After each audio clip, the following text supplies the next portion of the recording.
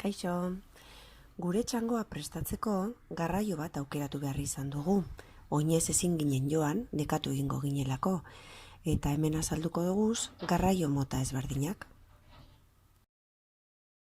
Lurreko garraioak azaltzen hasiko gara. Patinak,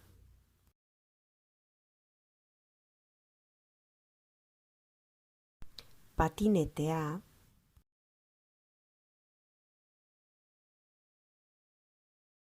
txirrindua edo bizikleta,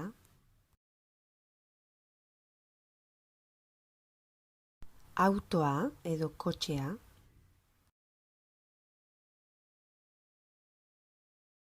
furgoneta,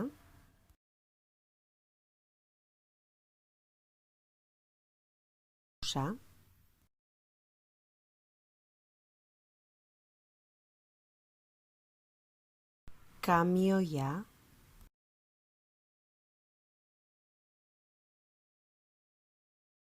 tranbia,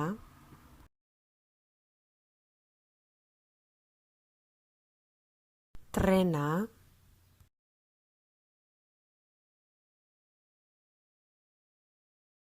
metroa,